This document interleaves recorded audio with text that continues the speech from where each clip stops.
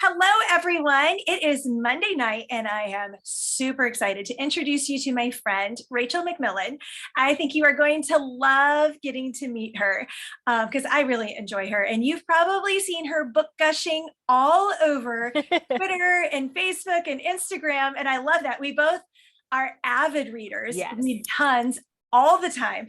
But then Rachel also is an agent and an author, and her latest book, The Mozart Code, released last week. So I'm super excited to introduce you to her. Oh, yes. Have the pretty cover there. I'm so glad because I don't have my copy of Mozart Code. They match. They can talk to each other.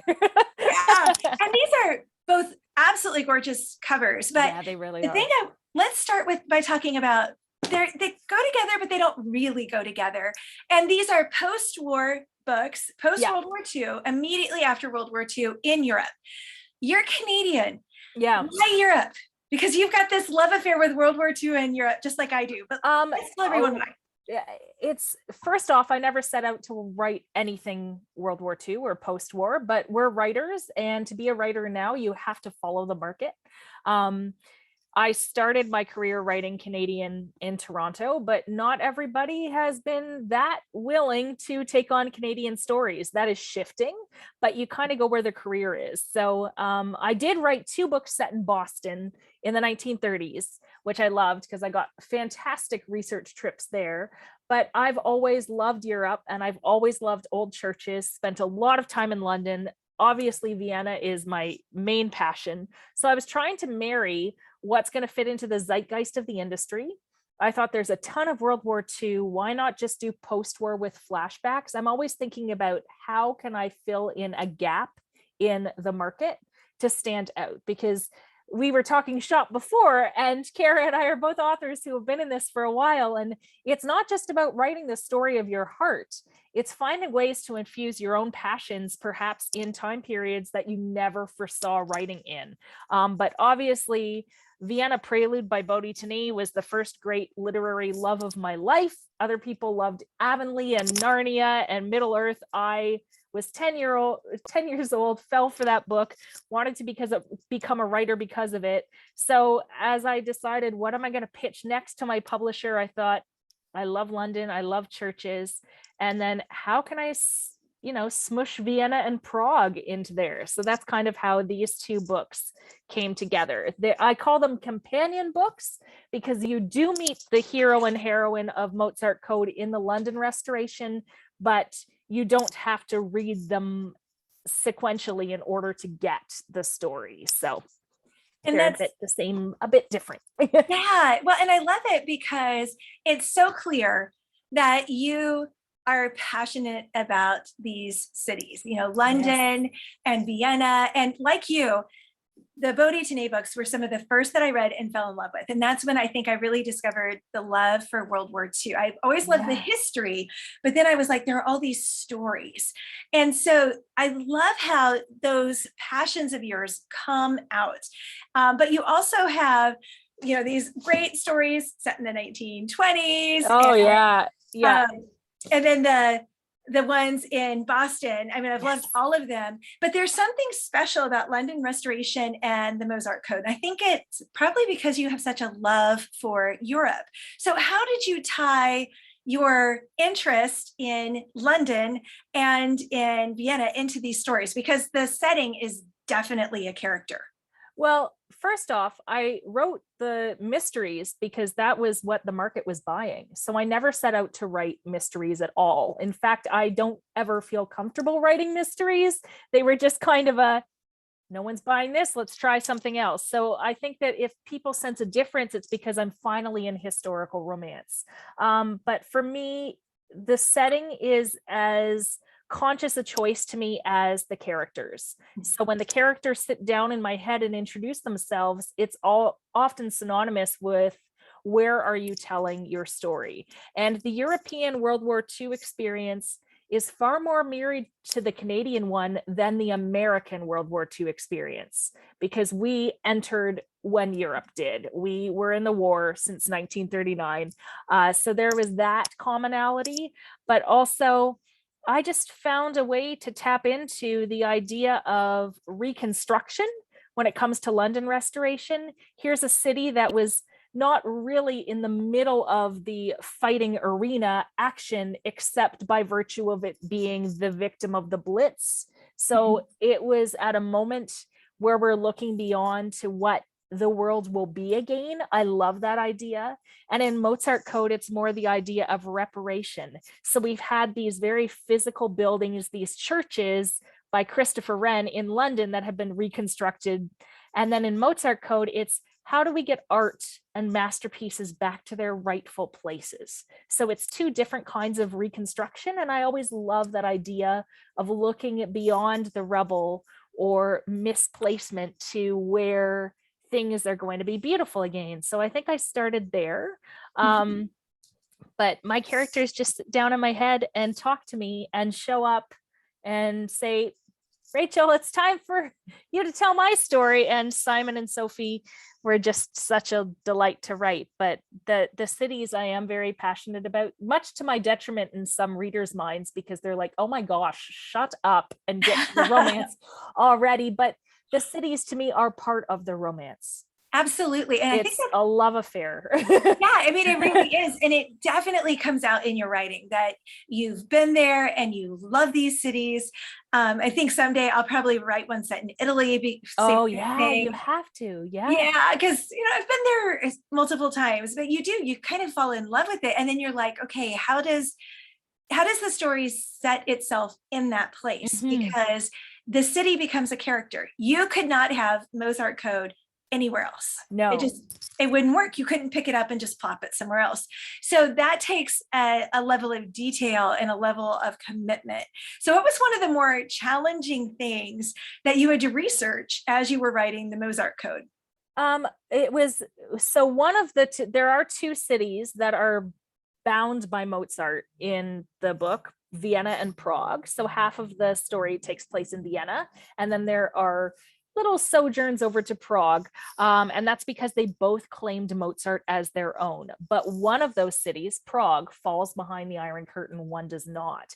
And so I think the difficulty was showing that they were both teetering on the brink of falling behind this utmost communism for the next 30 to 40 years in the Czech Republic's case, but how to keep them so precariously balanced that perhaps the reader kind of forgets what happens in modern history, so that perhaps you're so immersed, you're thinking, oh my gosh, could the tides of war actually change, or could what is going to happen?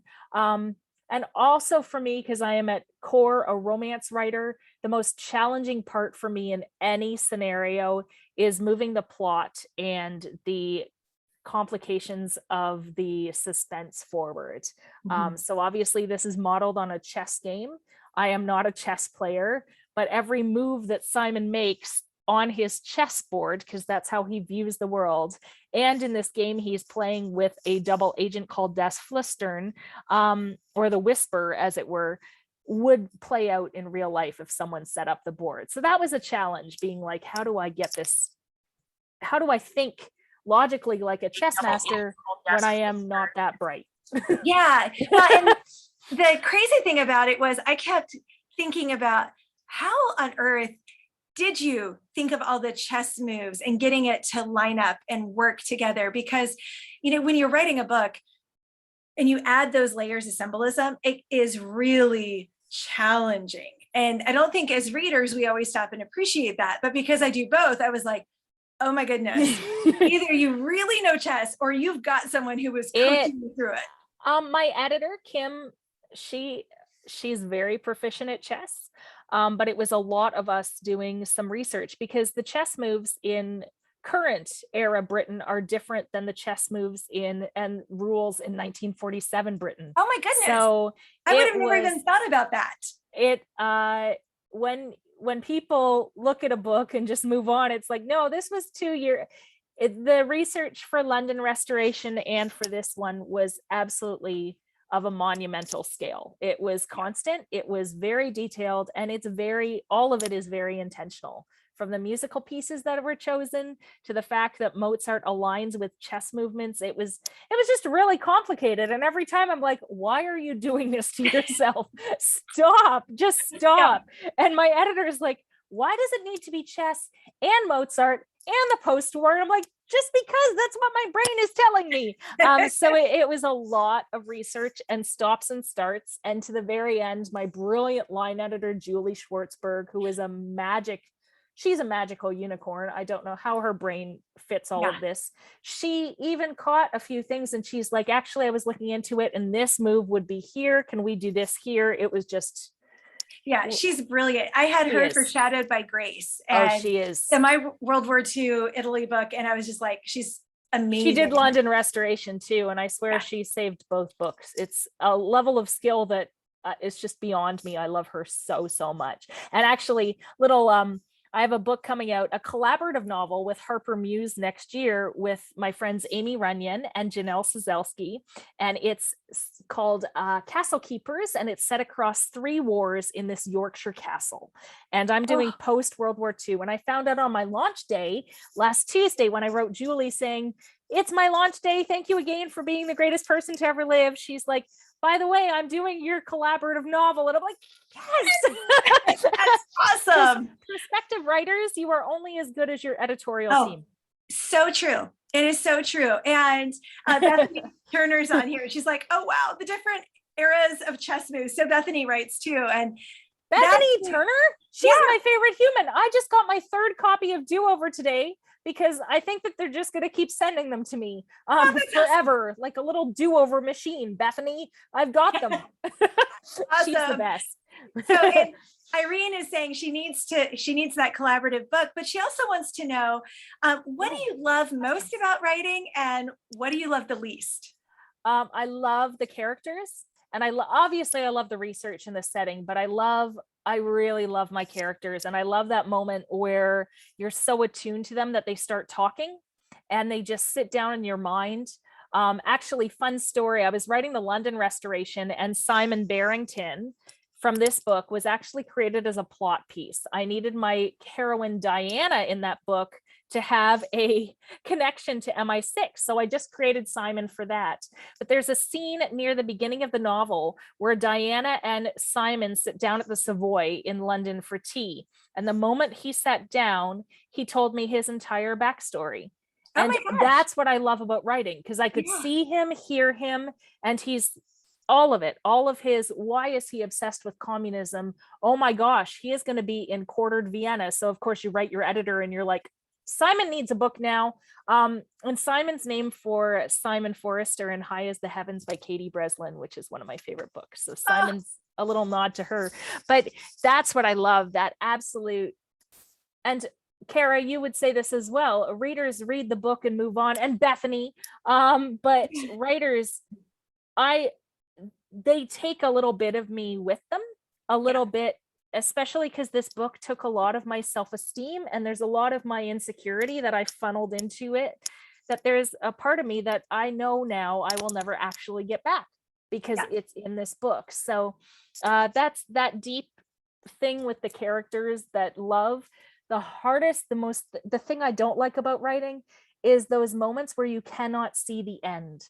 And I always think of the cathedral builders, because I'm a big church architecture fan, and they would spend hours and years on these great cathedrals in Britain, knowing it would never be completed in their lifetime, and that they'd have to like imagine the beauty that would happen after, but they can't always see it. And I think of that when the manuscript is a fragmented mess and everything seems terrible and I want to pay back my advance and quit forever.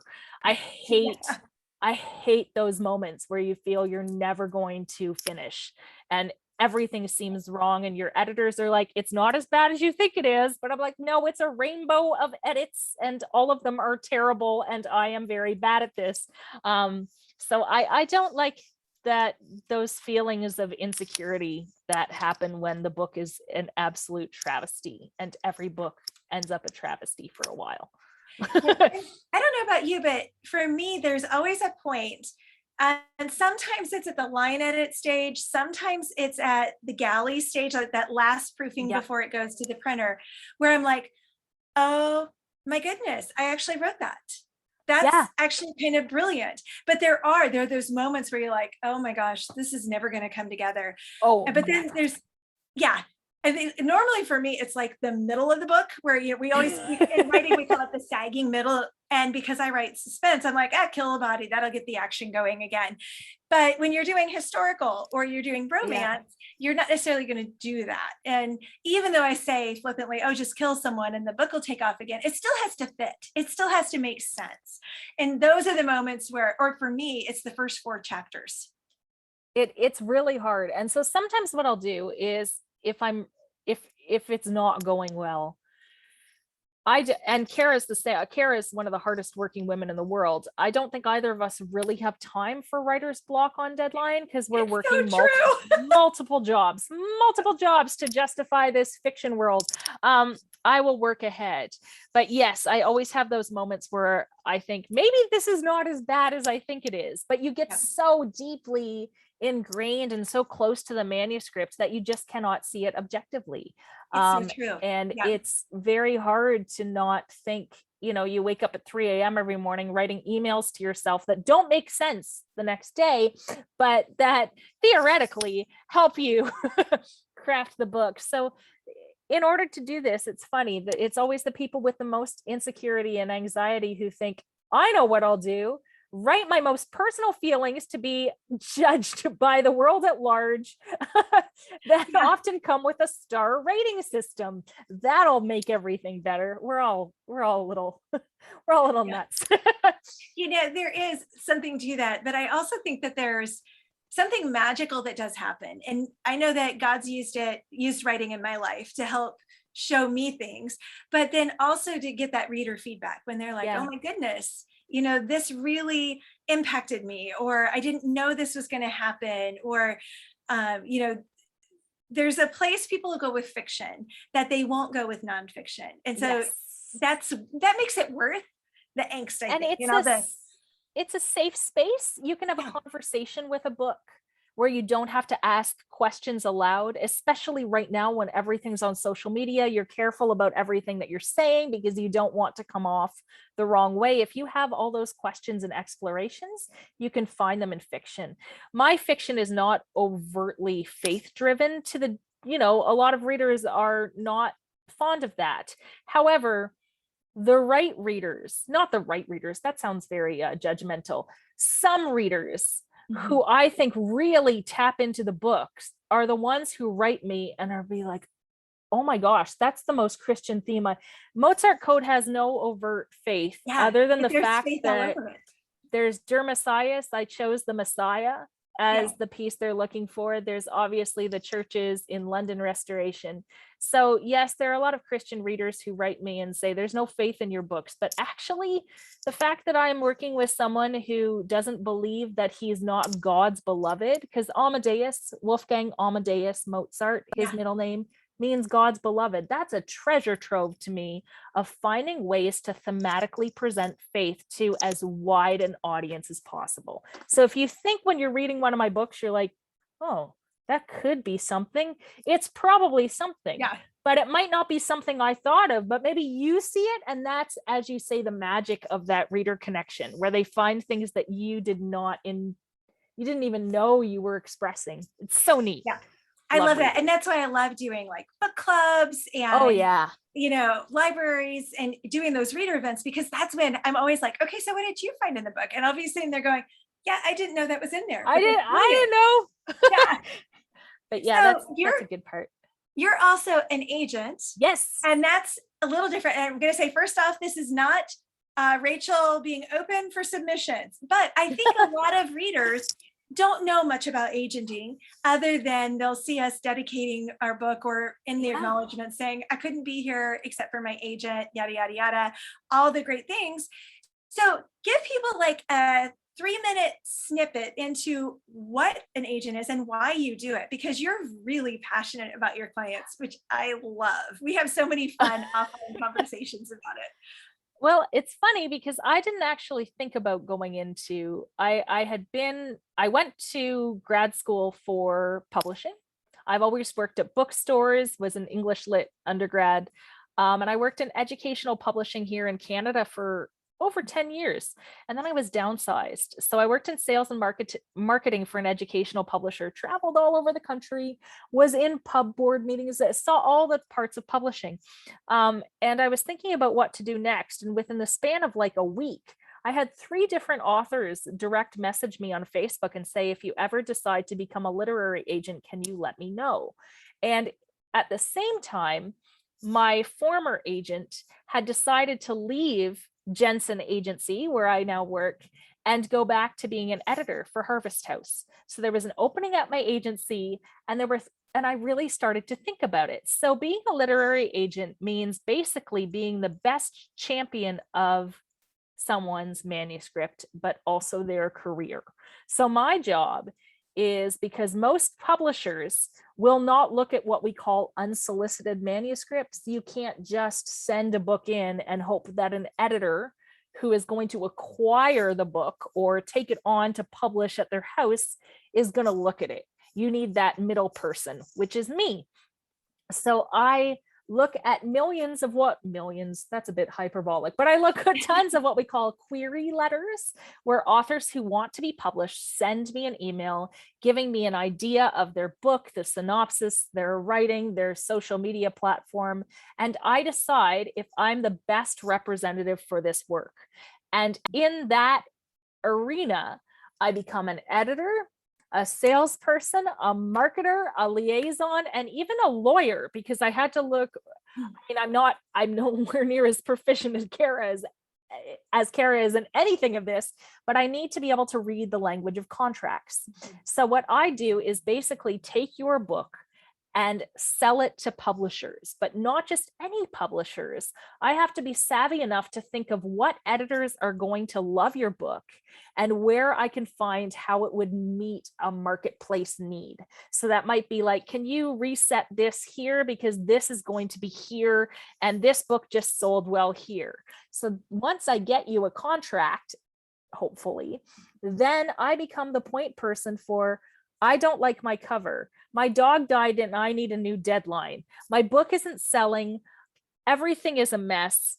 I don't like my editor. Then I become the person who is making you look good. So you have the publisher thinking you are the brilliant author, and I am the one who takes on the responsibility of making sure that you're happy and that the publisher is happy. So it's kind of a lifelong hopefully partnership where I see not only the potential of one book, but the entirety of your career. Yeah. But with that comes the great responsibility of, I'm taking your career and your hopes and dreams of being a published author in my hands. And it can be a really stressful job, but I'm always happy and open to answer questions. I'm very active on social media in answering publishing questions. So if anyone wants to ask me, then please do. And Rachel is really good at this. I mean, it's been so fun to watch you as you've kind of grown into this agenting. And like Irene says, you're wearing all the hats, and that really is it. And people often will ask me, you're an attorney, why do you have an agent?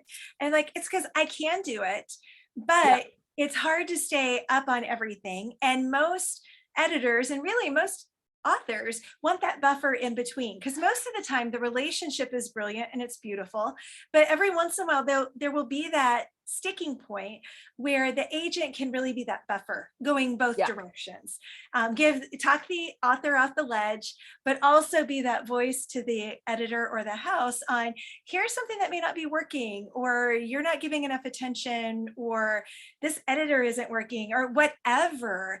And so it's really a strategic relationship. And the where to go next. Yes, exactly. Contracts are one part, and the legal aspect is one part. That being said, if anyone ever gets some kind of contract without an agent, please go and hire a lawyer just for that contract. There are horror stories about how contracts can lock authors in for life. But yes, it does help. And you do have someone who's your champion, but also the person who hopefully savvily sells your book in an overcrowded publishing marketplace. So, and thinks career, thinks the long term. Because you can get one contract, but it's getting that second, that fifth, that 10th. And I need to make a living. I'm a single woman who has to work a few jobs. It's tough. So I don't make money unless my clients do. And that sounds very base, but it's true. Yeah. So I take on projects I know I can sell, and it's symbiotic because then they get their book published and I get lunch. Yay. Exactly. Now, the other thing that you are, and I love this, is you're what you call a book gusher. Yes, and I love that term I love so it. much that I've kind of adopted it, because you're always talking up all these other authors and their books. And it's so fun because you and I read a lot of the same people, especially in like the historic, like Victoria, and well, I guess no, actually Anna Huber, and just we could go down the list. So good. Yes, she's the best. And so all the people. So what's a book that you've read lately that you just can't stop telling everybody about and you think everyone should read? Okay, I made a post-it because I always am afraid I'm going to miss something. So I just endorsed a book, endorsed for someone who, it's where authors, here's Kate Quinn here, who was kind enough to read my book, and where they read the book and give you a quote or a blurb so that it can go in and readers can pick this up and see, oh, my favorite author wrote something nice. So that's what I did. And it was a book that's coming out later this year called Acts of Love and War by Maggie Brooks, and it's set in the Spanish Civil War. Ooh. And what's fun about this is I read an advanced copy of Maggie's debut novel called The Prisoner's Wife last year, and it was amazing. So much so I gushed about it on Goodreads. Maggie found me and then asked me a year later if I would endorse her book. And I'm like, yes, free early books. So I wanted to mention that one.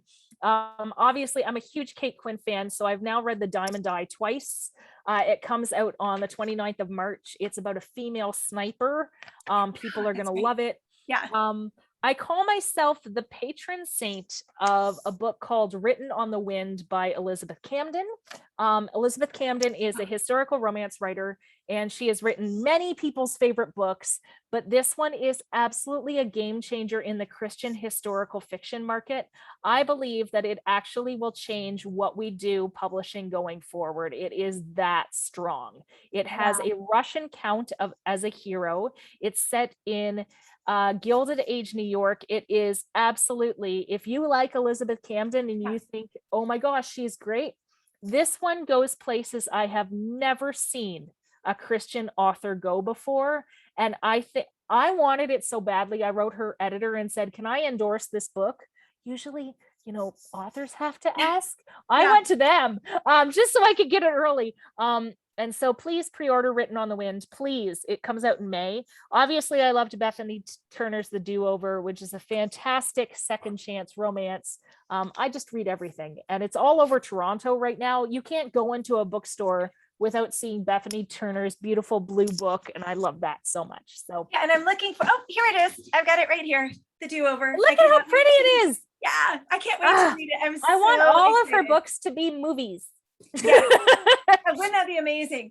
And I love Elizabeth Camden, so I just took a note on that. And the Rose Code by Kate Quinn is one of my favorites. Huntress is my favorite of hers. I'm actually doing a read along of The Huntress in my little read alongs group, but that's partly because I'm in love with the hero Ian Graham. But yeah, loved the Rose Code. Diamond Eye, I think, will be even a bigger splash than Rose Code, so I'm excited. But everybody keep following me for book recs, and Kara, because you're always so good at promoting other people's books. I love it. You build the community. Yeah. And there's so many great books like the London Restoration and the Mozart Code that I'm like, if you don't have to love my book, because I will help you find books that you do. Oh, I'm the same way. It's sometimes people are like, can I read your book? And I'm like, but you haven't read these other 5 books you need to read first. Then you can read my book. So and I'll make this the last question, because I knew this would happen. You and I would start going, and we would have so much fun. But what is one thing that, if you could ask readers to do this, that would be a meaningful gift to you as an author? I would love it if readers would go to their public library, their local library, and make sure that my books are on the shelf. And if not, and you can probably even do this online, a lot of places have online systems. If not, can you ask them to carry them? Just one of them, just Mozart Code. If you can do that, that is the greatest gift I think you can give an author. I know I'm supposed to say Amazon reviews, and those are also kind. But if you have limited time and want to do one meaningful, very free thing for an author that also helps libraries, that is one thing you can do. It's my favorite thing when readers do that. I wholeheartedly agree. In fact, I've got a postcard that I had made that I send out with books that I send to readers. And on it says, ask your library to carry a book. Because there are so many authors that I read all of their books now that the first one I picked up at the library because I wasn't sure if I was going to like them. Absolutely. And so it's such a great gift. And thank you for joining me today. This was so much fun. And thank you. And here's Mozart Code, and she has London Restoration. So go find them at your library even. Thank you so much. All right. Thanks so much for joining me. Bye. Good night, everybody. Okay.